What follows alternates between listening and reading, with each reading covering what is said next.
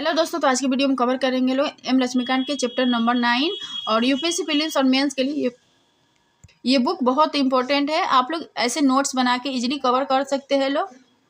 तो राज्य की नीति के निर्देशक तत्व डीपीएसपी का उद्देश्य देखेंगे लोग। तो समाज की भलाई करना और डीपीएसपी में कौन कौन से इंपॉर्टेंट टॉपिक है तो वो देखेंगे लोग। निर्देशक तत्व की विशेषताएं पहला टॉपिक हो गया और निर्देशक तत्व का वर्गीकरण। तीसरा पॉइंट है संशोधन द्वारा जोड़े गए तत्व कौन कौन से हैं और डीपीएसपी के पीछे की संस्कृति और डीपीएसपी की आलोचना देखेंगे लोग और डीपीएसपी की उपयोगिता, मूलाधिकारों और डीपीएसपी में टकराव और निर्देशक तत्वों का क्रियान्वयन को कवर करेंगे लोग। और आज की नीति के निर्देशक तत्व में शुरुआत करेंगे लोग निर्देशक तत्वों की विशेषताएं से। उसके बाद से निर्देशक तत्वों के वर्गीकरण को देखेंगे लोग और संशोधन द्वारा जोड़े गए तत्व, डीपीएसपी के पीछे की संस्कृति और डीपीएसपी की आलोचना देखेंगे लोग। और नीति के निर्देशक तत्वों का वर्गीकरण में देखेंगे लोग तो और इसकी कुछ प्रकृति और उद्देश्य के आधार पर 3 पार्ट्स में डिवाइड किया गया है। पहला है समाजवादी, दूसरा है उदार बौद्धिकवादी, तीसरा है गांधीवादी। आलोचना की बात करेंगे लोग तो डीपीएसपी की आलोचना के तो किसी ने कहा कोई कानूनी शक्ति नहीं है और तर्कहीन व्यवस्था है और रूढ़िवादी, किसी ने कहा रूढ़िवादी है और किसी ने कहा केवल संवैधानिक टकराव होगा। और डीपीएसपी की उपयोगिता या महत्व, मूलाधिकार और डीपीएसपी में टकराव, निर्देशक तत्वों का क्रियान्वयन और डीपीएसपी को मौलिक अधिकार या मूलाधिकार भी कहते हैं और DPSP direct principle of state policy कहते हैं। और डीपीएसपी की अवधारणा आयरलैंड से लिया गया है और डीपीएसपी का वर्णन भाग 4 और अनुच्छेद 36 से 51 तक किया गया है और संवैधानिक सलाहकार BN राव द्वारा कहा गया जो अधिकार दिए जा रहे हैं 2 भागों में बांट दे। पहला है न्यायोचित और दूसरा है गैर न्यायोचित। और फंडामेंटल राइट का उद्देश्य होता है राजनीतिक लोकतंत्र की स्थापना करना, जबकि डीपीएसपी का उद्देश्य होता है आर्थिक व सामाजिक लोकतंत्र की स्थापना करना। डीपीएसपी कल्याणकारी राज्य की अवधारणा डीपीएसपी में है और यूपीएससी प्रीलिम्स के लिए ये फैक्ट है। तो राज्य के नीति के निर्देशक सिद्धांतों के संबंध में तो ये सिद्धांत देश में सामाजिक आर्थिक लोकतंत्र की व्यवस्था व्याख्या करते हैं और इन सिद्धांतों में निहित प्रावधान किसी भी न्यायालय द्वारा लागू नहीं किए जा सकते। और नेक्स्ट टॉपिक है फंडामेंटल डीपीएसपी और फंडामेंटल राइट की अलग अलग बातें करेंगे लोग। इन दोनों में अंतर आखिर क्या है तो सबसे पहले डीपीएसपी देखेंगे लोग तो संविधान के भाग 3 में व्यवस्था की गई है और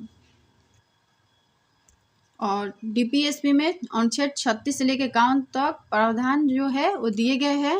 और डीपीएसपी की प्रकृति देखेंगे लोग तो ये गैर न्यायोचित है, वाद योग्य नहीं है, मतलब ये सुप्रीम कोर्ट में जाकर के इसे लागू नहीं करा सकता है कोई व्यक्ति। और डीपीएसपी की प्रकृति सकारात्मक है क्योंकि राज्य को कल्याण हेतु निर्देश देते हैं। और फंडामेंटल राइट में देखेंगे लोग तो संविधान की भाग 4 में व्यवस्था की गई है और आर्टिकल 12 से 35 तक प्रावधान दिए गए हैं और ये परिवर्तनीय है, इसे लागू कराया जा सकता है और ये न्याय योग्य है। और इसकी प्रकृति देखेंगे लोग फंडामेंटल राइट के तो नकारात्मक है और इसका उद्देश्य फंडामेंटल राइट के सामाजिक एवं आर्थिक लोकतंत्र की स्थापना करना। और नीति के निर्देशक तत्व क्या है तो नीति के निर्देशक तत्वों की सूची में 3 प्रमुख बातें हैं। वे लक्ष्य और उद्देश्य जो एक समाज के रूप में हमें स्वीकार करने चाहिए और दूसरा पॉइंट है वे अधिकार जो नागरिकों को मौलिक अधिकारों के अलावा मिलने चाहिए और तीसरा है वे नीतियाँ जिन्हें सरकार को स्वीकार करना। और नीति निर्देशक तत्वों को देखने से आपको संविधान निर्माताओं की भारत की कल्पना का आभास होगा। तो समय समय पर सरकार ने कुछ नीति निर्देशक तत्वों को लागू करने का प्रयास किया और अनेक जिम्मेदारी उन्मूलन, कानून, बैंकों का राष्ट्रीयकरण, कई फैक्ट्री अधिनियम, न्यूनतम मजदूरी निर्धारण, कुटीर और लघु उद्योगों को प्रोत्साहन तथा अनुसूचित जाति और अनुसूचित जनजातियों के उन्नयन के लिए आरक्षण आदि इन प्रयासों को दर्शाते हैं। नीति निर्देशक तत्वों को लागू कराने का प्रयास में शिक्षा का अधिकार, पूरे देश में पंचायती राज व्यवस्था लागू और नीति के निर्देशक तत्वों के उद्देश्य देखेंगे लोग तो लोगों का कल्याण और सामाजिक, आर्थिक एवं राजनीतिक न्याय और जीवन स्तर को ऊंचा उठाना, संसाधनों का समान वितरण और अंतर्राष्ट्रीय शांति को बढ़ावा देना। तो डीपीएसपी के उद्देश्य और डीपीएसपी की नीतियां में देखेंगे लोग तो समान नागरिक संहिता और मद्यपान निषेध, घरेलू उद्योगों को बढ़ावा देना, उपयोगी पशुओं को मारने पर रोक और ग्राम पंचायतों को प्रोत्साहन और ऐसे अधिकार जिनके लिए न्यायालय में दावा नहीं किया जा सकता तो पर्याप्त जीवन यापन, महिलाओं और पुरुषों को समान काम के लिए समान मजदूरी की बात की गई है और आर्थिक शोषण के विरुद्ध अधिकार और काम के अधिकार और 6 वर्ष से कम आयु के बालकों के लिए प्रारंभिक बाल्यावस्था देख रेख और शिक्षा और फंडामेंटल राइट। और डीपीएसपी में देखेंगे लोग तो सबसे पहले फंडामेंटल राइट के तो संविधान के भाग 3 में व्यवस्था की गई है और ये परिवर्तनीय है और न्याय योग्य है, इसे लागू कराया जा सकता है और इसके प्रकृति नकारात्मक है।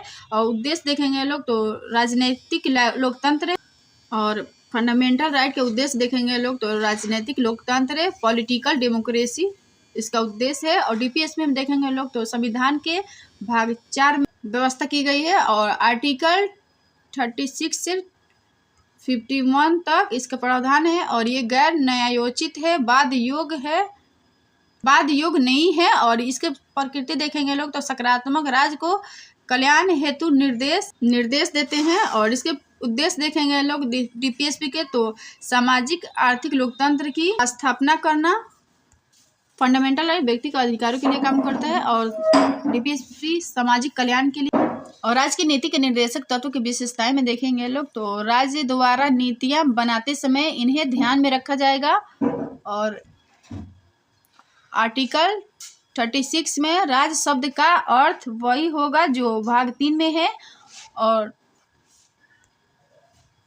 और ये कहा जाता है, ये जो निर्देशक तत्व है कहा जाता है कि भारत शासन अधिनियम 1935 के अनुदेशों के समान है और इसकी विशेषता है सामाजिक, आर्थिक लोकतंत्र की स्थापना करना। डीपीएसपी के प्रकृति देखेंगे लोग तो ये गैर न्यायोचित है और ये कानूनी रूप से बाध्य योग्य नहीं है बल्कि ये नैतिक आदर्श की तरह। आर्टिकल 37 में नीति बनाते समय डीपीएसपी मूलभूत है, इसका मतलब इसको ध्यान में रखा जाएगा नीतियां बनाते समय डीपीएसपी को। और सामाजिक, आर्थिक लोकतंत्र की स्थापना करना तो यहीं से वेलफेयर स्टेट की कॉन्सेप्ट यहीं से आया, कल्याणकारी राज्य की संकल्पना यहीं से आया।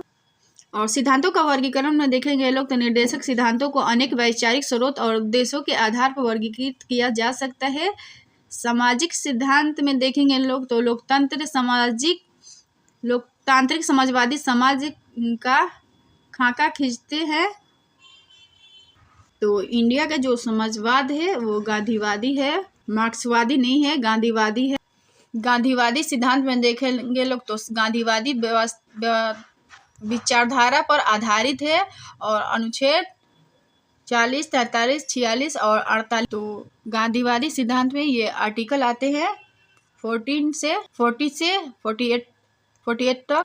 ये आर्टिकल गांधीवादी विचारधारा से संबंधित है। उदारवादी सिद्धांत में देखेंगे लोग तो उदारवादी विचारधारा से संबंधित है ये। और आर्टिकल 44 समान नागरिक संहिता तो उदारवादी बौद्धिकवादी सिद्धांत से संबंधित। और समाजवादी सिद्धांत में देखेंगे लोग तो आर्टिकल 38 राज्य सामाजिक, आर्थिक और राजनीतिक न्याय सुनिश्चित कर आय, स्थिति, सुविधाओं तथा अवसरों में असमानताओं को कम करके सामाजिक व्यवस्था को सुरक्षित एवं संरक्षित कर लोगों को कल्याण को बढ़ावा देने का प्रयास करेगा। और आर्टिकल 39 में देखेंगे लोग तो राज्य विशेष रूप से निम्नलिखित नीतियों को सुरक्षित करने की निर्देश की दिशा में कार्य करेगा और सभी नागरिकों को आजीविका के पर्याप्त साधन का अधिकार है और भौतिक संसाधनों के स्वामित्व और नियंत्रण को सामान्य जन की भलाई के लिए व्यवस्थित करना और कुछ ही व्यक्तियों के पास धन को संकेंद्रित होने से बचाना। और आर्टिकल 41 में देखेंगे लोग तो इसमें बात की गई है बेरोजगारी, बुढ़ापा, बीमारी और विकलांगता के मामले में कार्य करने, शिक्षा पाने और सार्वजनिक सहायता पाने का अधिकार सुरक्षित करना। आर्टिकल 42 में देखेंगे लोग तो राज्य काम की न्याय संगत और मानवीय परिस्थितियों को सुनिश्चित करने एवं तीर्थ राहत के लिए प्रावधान करेगा। और आर्टिकल 43 में देखेंगे लोग तो राज्य सभी कामगारों के लिए निर्वाह योग्य मजदूरी और एक उचित जीवन स्तर सुनिश्चित करने का प्रयास करेगा। आर्टिकल 43 क्लॉज ए में देखेंगे लोग तो उद्योगों के प्रबंधन में श्रमिकों की भागीदारी सुनिश्चित करने के लिए राज्य कदम उठाएगा। और आर्टिकल 47 में देखेंगे लोग तो आर्टिकल 47 में बात की गई है लोगों के पोषण स्तर और जीवन स्तर को ऊपर उठाना और सार्वजनिक स्वास्थ्य में सुधार करना। और गांधीवादी सिद्धांत में आर्टिकल 40 देखेंगे लोग तो राज्य ग्राम पंचायतों को स्वशासन की इकाइयों के रूप में संगठित करने के लिए कदम उठाएगा। आर्टिकल 43 में बात की गई है राज्य ग्रामीण क्षेत्रों में व्यक्तिगत एवं सहकारी आधार पर कुटीर उद्योगों को बढ़ावा देने का प्रयास करेगा। आर्टिकल 43 क्लॉज बी में देखेंगे लोग तो सहकारी समितियों के स्वैच्छिक गठन, स्वायत्त कामकाज, लोकतांत्रिक नियंत्रण और पेशेवर प्रबंधन को बढ़ावा देना। आर्टिकल 46 में देखेंगे लोग तो राज्य समाज के कमजोर वर्ग विशेषकर अनुसूचित जातियों SC, अनुसूचित जनजातियों ST और अन्य कमजोर वर्गों के शैक्षिक और आर्थिक हितों को बढ़ावा देगा। आर्टिकल 47 में देखेंगे लोग तो राज्य सार्वजनिक स्वास्थ्य में सुधार के लिए कदम उठाएगा और नशीले पेय तथा स्वास्थ्य के लिए हानिकारक नशीले पदार्थों के सेवन पर रोक लगाएगा। आर्टिकल 48 में देखेंगे लोग तो गाय, बछड़ों और अन्य दुधारू पशुओं के बाद पर रोक लगाने तथा मवेशियों को पालने एवं उनकी नस्लों में सुधार करने के लिए बात की गई है। आर्टिकल 48 उदार बौद्धिकवादी सिद्धांत में देखेंगे लोग तो आर्टिकल 44 इससे संबंधित है और भारत के राज्य क्षेत्र में नागरिकों के लिए एक समान नागरिक संहिता को सुरक्षित करने का प्रयास करना है। और आर्टिकल 45 में देखेंगे लोग तो सभी बच्चों को 6 वर्ष की आयु पूरी करने तक प्रारंभिक बाल्यावस्था देखभाल और शिक्षा प्रदान करना। और आर्टिकल 48 कृषि और पशुपालन को आधुनिक एवं वैज्ञानिक आधार पर संगठित करना। आर्टिकल 40A में देखेंगे लोग तो पर्यावरण की रक्षा और सुधार करना तथा देश के वनों एवं वन्यजीवों की रक्षा करना, इसमें बात की गई है। आर्टिकल 49 में बात की गई है राज्य की कलात्मक या ऐतिहासिक महत्व के प्रत्येक स्मारक या स्थापना की रक्षा करना। आर्टिकल 15 में देखेंगे लोग तो राज्य की लोक सेवाओं में न्यायपालिका को कार्यपालिका से अलग करने के लिए कदम उठाना। और आर्टिकल 51 में बात की गई यह घोषणा करता है कि राज्य अंतर्राष्ट्रीय शांति और सुरक्षा स्थापित करने का प्रयास करेगा, राष्ट्रों के साथ न्यायपूर्ण और सम्मानजनक संबंध बनाए रखना, अंतर्राष्ट्रीय कानून और संधि दायित्वों के लिए सम्मान को बढ़ावा देना और मध्यस्थता द्वारा अंतर्राष्ट्रीय विवादों के निपटारे को प्रोत्साहित करना। और ये प्रीवियस ईयर क्वेश्चन 2015 के ये क्वेश्चन है और NCERT के मिलाकर ये क्वेश्चन आया है। और ये क्वेश्चन आप लोग कैसे लिखिएगा लोग तो कुछ टॉपिक देख लेते हैं लोग। तो आप लोग सबसे पहले ये यूनिफॉर्म सिविल कोड ये क्या है इसके बारे में बताइएगा लोग। समान नागरिक संहिता हिंदी में कहते हैं तो ये क्या है इसके बारे में बताइएगा लोग। और भारत में एकमात्र ऐसा राज्य गोवा में लागू है समान नागरिक संहिता। बाकी हिंदू विवाह अधिनियम, मुस्लिम या सिख तो इनके लिए अलग अलग प्रावधान है। पर्सनल लॉ, शादी विवाह, तलाक की बात करें, उत्तराधिकार की बात करेंगे लोग, इन सभी को जो टैकल किया जाता है वो पर्सनल लॉ के द्वारा टैकल किया जाता है। और इसमें देखेंगे लोग प्रॉब्लम समस्या कहाँ है तो एक हो गया धर्मनिरपेक्षता और समान सहमति का अभाव और व्यवहारिक पक्ष ये मुश्किल है और विविधता के लिए खतरे हैं। ये कुछ इम्पोर्टेंट टॉपिक है जो मेंस के आंसर राइटिंग के लिए आप लोग के काम आएगा। तो धार्मिक एवं सांस्कृतिक विविधता, भारत धर्मों विविधता में देखेंगे लोग तो भारत धर्मों, संस्कृतियों और परंपराओं की समृद्ध विरासत वाला एक विविधतापूर्ण देश है और समान नागरिक संहिता को इस विविधता के लिए एक खतरे के रूप में देखा जा सकता है क्योंकि यह धार्मिक या सांस्कृतिक समुदाय विशिष्ट व्यक्तिगत कानूनों को समाप्त कर देगा और धर्म की स्वतंत्रता के अधिकार के विरोध में देखेंगे तो भारतीय संविधान में आर्टिकल 25 से 28 तक के अंतर्गत 28 के अंतर्गत धर्म की स्वतंत्रता का अधिकार प्रदान किया गया है। और कुछ लोगों को तर्क है कि समान नागरिक संहिता इस अधिकार का उल्लंघन ये क्योंकि व्यक्तियों को ऐसे कानूनों का पालन करने के लिए आवश्यकता होगी जो अनेक धार्मिक विश्वासों एवं प्रथाओं के अनुरूप नहीं भी हो सकते हैं। आम सहमति का अभाव में देखेंगे तो समान नागरिक संहिता के मुद्दे पर भारत में विभिन्न धार्मिक और सांस्कृतिक समुदायों के बीच आम सहमति का अभाव है। इस परिदृश्य में इस तरह के संहिता को लागू करना कठिन है, क्योंकि इसके लिए सभी समुदायों की सहमति और समर्थन की आवश्यकता होगी। व्यवहारिक चुनौती में देखेंगे लोग तो भारत में समान नागरिक संहिता को लागू करने के मार्ग में कुछ व्यवहारिक चुनौतियां भी मौजूद है, जैसे विधियों एवं प्रथाओं की एक विस्तृत श्रृंखला, सामंजस्य की आवश्यकता, संविधान के अन्य प्रावधानों के साथ संघर्ष की संभावना और राजनीतिक संवेदनशीलता। समान नागरिक संहिता भारत में एक संवेदनशील एवं राजनीतिक मुद्दा भी है और इसका उपयोग प्रायः विभिन्न दलों द्वारा राजनीतिक लाभ के लिए किया जा रहा है। इससे इस मुद्दे को रचनात्मक एवं गैर विभाजनकारी तरीके से संबोधित करना कठिन हो गया है।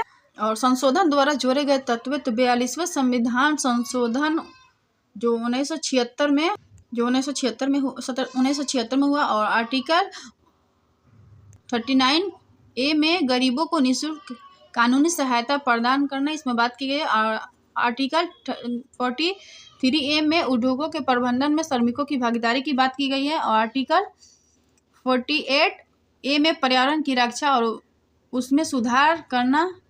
वर्ष 2002 का 86वें संविधान संशोधन अधिनियम और इसमें आर्टिकल 45 की विषय वस्तु को बदल दिया और प्रारंभिक शिक्षा को आर्टिकल 20A के तहत मौलिक अधिकार बना दिया। आर्टिकल 42वें संविधान संशोधन 1976 की बात करेंगे लोग तो 1976 में इसमें नए निर्देश जोड़कर संविधान के भाग 4 में कुछ बदलाव किए गए। और आर्टिकल 39A में गरीबों के निःशुल्क कानूनी सहायता प्रदान करना। आर्टिकल 43A उद्योगों के प्रबंधन में श्रमिकों की भागीदारी की बात की गई है। और आर्टिकल 48A में पर्यावरण की रक्षा और उसमें सुधार करना, इसमें बात की गई। 44वें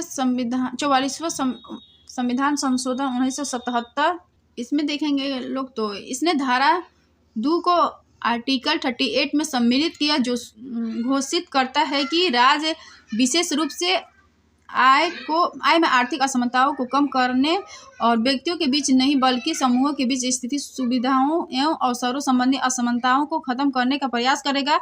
और इसने मौलिक अधिकारों की सूची में संपत्ति के अधिकार को भी समाप्त कर दिया।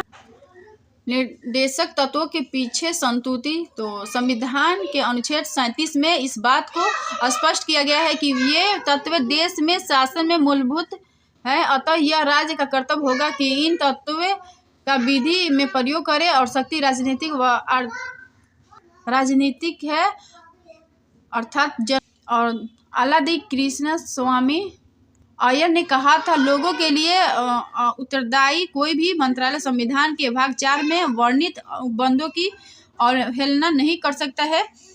डॉक्टर BR अम्बेडकर ने संविधान सभा में कहा था कि लोकप्रिय मत पर कार्य करने वाली सरकार इसके लिए नीति बनाते समय निर्देशक तत्वों की अवहेलना नहीं कर सकती है। यदि कोई सरकार इनकी अवहेलना करती है तो निर्वाचन समय में उसे मतदाताओं के समक्ष इसका उत्तर अवश्य देना होगा। संविधान निर्माताओं ने निर्देशक सिद्धांतों के गैर न्यायोचित एवं विधि रूप से लागू करने की बाध्यता वाला नहीं बनाए, क्योंकि पहला पॉइंट है देश के पास उन्हें लागू करने के लिए पर्याप्त वित्तीय सहायता नहीं थे। और दूसरा पॉइंट है देश में व्यापक विविधता एवं पिछड़ापन। तीसरा पॉइंट है भारत के नए निर्माण के कारण इसे कई तरह के भार से मुक्त रखना होगा। और राजनीतिक निर्देशक तत्व की आलोचना में देखेंगे तो कोई कानून शक्ति नहीं है और प्रकृति गैर न्यायोचित प्रकृति है। और ये कहा जाता है कि ये अतिरिक्त कर्मकांडीय है। केटी शाह ने कहा यह अतिरिक्त कर्मकांडीय है, मतलब एक चेक जो बैंक में है इसका भुगतान बैंक के संसाधनों पर निर्भर है। और दूसरा आलोचना है तर्कहीन व्यवस्था, तो व्यवस्थित नहीं किया गया वर्गीकरण भी इसमें सही नहीं है। और तीसरा है, कुछ लोगों के द्वारा कहा गया कि ये रूढ़िवादी है, तो केबियन समाजवाद का इसको कहा, एक फेबियन समाजवाद इसको कहा, और इंग्लैंड ने 19वीं सदी के दर्शन पर आधारित है। और चौथा है, डीपीएसपी के चौथा आलोचना है संवैधानिक टकराव। तो इन तत्वों से केंद्र व राज्य के बीच, राष्ट्रपति व प्रधानमंत्री पीएम प्रधानमंत्री के बीच संवैधानिक टकराव। और निर्देशक तत्वों की उपयोगिता में देखेंगे लोग तो उपरोक्त कमियों और आलोचनाओं के बावजूद संविधान से जुड़ाव के संदर्भ में नीति निर्देशक तत्व आवश्यक है। संविधान में स्वयं भी उल्लेखित है कि ये राष्ट्र के शासन हेतु मूलभूत है। और LM सिंघवी के अनुसार निर्देशक तत्व संविधान को जीवन दान देने वाली व्यवस्थाएं हैं और संविधान के आवरण और सामाजिक न्याय में इसका दर्शन दिया है। और भारत के पूर्व मुख्य न्यायाधीश MC छागला के मतानुसार यदि इन सभी तत्वों को पूरी पालन किया जाए तो हमारा देश पृथ्वी पर स्वर्ग की भांति लगने लगी। भारत राजनीति मामले में तब न केवल लोकतांत्रिक होगा बल्कि नागरिकों के कल्याण के हिसाब से कल्याणकारी राज्य भी होगा।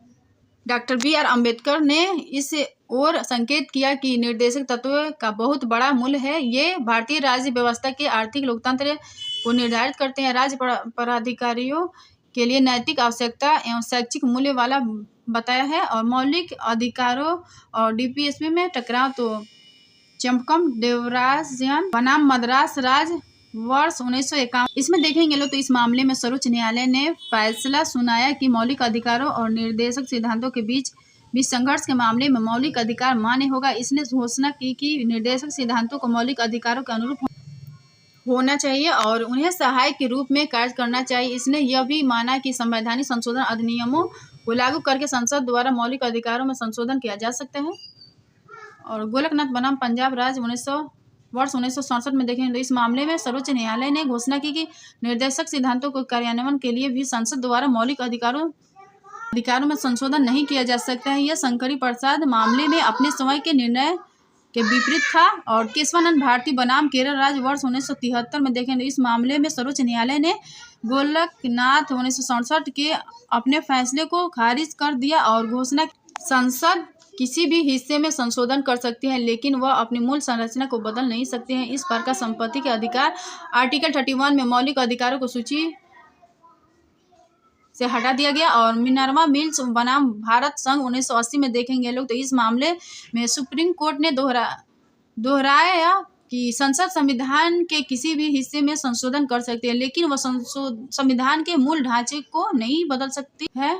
और फंडामेंटल राइट और डीपीएसपी के बीच में ये जो टकराव होती है वो अनुच्छेद 37 आर्टिकल 37 ये कहता है कि डीपीएसपी को लागू करना, ये राज्य को काम सौंपा गया है बेसिकली डीपीएसपी को लागू करना है और ये टकराव को जन्म देता है। टकराव का पहला कारण है वो आर्टिकल 7 है, आर्टिकल 37 है। और एक केस हुआ चंपकम दोराजन बाद मामला भी लिख सकते हैं। तो इसमें क्या किया गया कि जो डीपीएसपी है और जो फंडामेंटल राइट है इन दोनों में से किसी एक को प्रभावी कहा होगा तो ये फंडामेंटल राइट है, ये प्रभावी, तो फंडामेंटल राइट प्रभावी होगी ये कहा गया।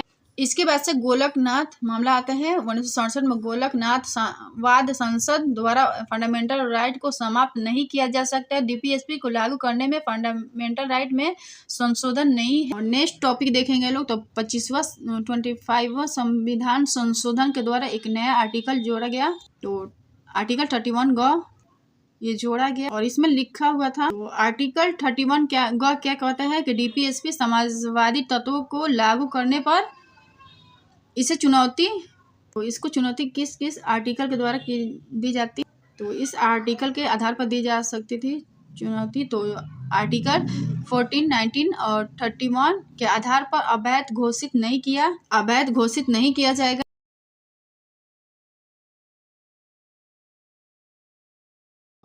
नेक्स्ट टॉपिक है मिनर्वा मिल्स मामला 1980। इसमें कहा गया कि एक के बिना दूसरे के कल्पना नहीं है, इसीलिए फंडामेंटल राइट और डीपीएस के बीच में संतुलन होना चाहिए। केशवानंद केस में इस चुनौती को सीरियसली लिया गया और केशवानंद केस में कहा कि न्यायालय में चुनौती नहीं दी जा सकती और डीपीएसपी का कार्यान्वयन में पहला पॉइंट देखेंगे लोग भूमि सुधार। तो समाज में परिवर्तन लाने और ग्रामीण जनता की स्थिति में सुधार लाने के लिए लगभग सभी राज्यों में भूमि सुधार कानून पारित किए हैं। इन उपायों में शामिल है जमींदारों और जागीरदारों, ईमानदारों जैसे बिचौलियों का उन्मूलन, भूमिहीन मजदूरों के बीच अधिशेष भूमि का वितरण। और श्रम सुधार में देखेंगे लोग तो न्यूनतम मजदूरी अधिनियम वर्ष 1948 में, श्रम संहिता 2020, अनुबंध श्रम विनियमन और उन्मूलन अधिनियम वर्ष 1970, बाल श्रम निषेध और नियम विनियमन अधिनियम वर्ष 1986 और वर्ष 2016 में बाल एवं किशोर श्रम निषेध का विनियमन अधिनियम 1986 के रूप में पुनर्निर्मित। और पंचायती राज व्यवस्था तो 73वां संविधान संशोधन अधिनियम 1992 के माध्यम से सरकार ने अनुच्छेद 40 में वर्णित संवैधानिक दायित्वों को पूरा किया। देश के लगभग सभी हिस्सों में ग्राम, ब्लॉक और जिला स्तर पर त्रिस्तरीय पंचायती राज प्रणाली शुरू की गई थी। और डीपीएसपी की कार्यान्वयन में कुटीर उद्योग में आर्टिकल 43 देखेंगे लोग तो के अनुसार कुटीर उद्योगों को बढ़ावा देने के लिए सरकार ने कई बोर्ड स्थापित किए हैं, जैसे ग्रामोद्योग और बोर्ड, खादी और ग्रामोद्योग आयोग, अखिल भारतीय हस्तशिल्प बोर्ड, रेशम बोर्ड आदि, जो कुटीर उद्योगों के वित्त एवं विपणन में आवश्यक सहायता प्रदान करते हैं। सरकार ने अनुच्छेद 45 में दिए गए प्रावधानों के अनुसार निःशुल्क और अनिवार्य शिक्षा से संबंधित प्रावधानों को लागू किया है और इसे 83वें संवैधानिक संशोधन द्वारा पेश किया गया। इसके पश्चात शिक्षा का अधिकार अधिनियम 2009 पारित किया गया। प्रारंभिक शिक्षा को 6 से 14 वर्ष की आयु को प्रत्येक बच्चों के मौलिक अधिकार के रूप में स्वीकार किया गया है। और ग्रामीण क्षेत्र के विकास में देखेंगे लोग तो सामुदायिक विकास कार्यक्रम वर्ष 1992, एकीकृत ग्रामीण विकास कार्यक्रम वर्ष 1978 और से 79 और 1989 और महात्मा गांधी राष्ट्रीय ग्रामीण रोजगार गारंटी अधिनियम मनरेगा वर्ष 2006 जैसे कार्यक्रम विशेष रूप से ग्रामीण जीवन स्तर को बढ़ाने के लिए शुरू किए गए थे। जैसा कि संविधान के अनुच्छेद 47 में कहा गया है। पर्यावरण वन जीव संरक्षण अधिनियम 1972 में देखेंगे तो वन संरक्षण अधिनियम 1980 और पर्यावरण संरक्षण अधिनियम 1986 को क्रमशः वन जीवों एवं वनों की सुरक्षा के लिए अधिनियमित किया गया है। तो अगर वीडियो पसंद तो like, share, comment and subscribe कर दीजिएगा। Thank you.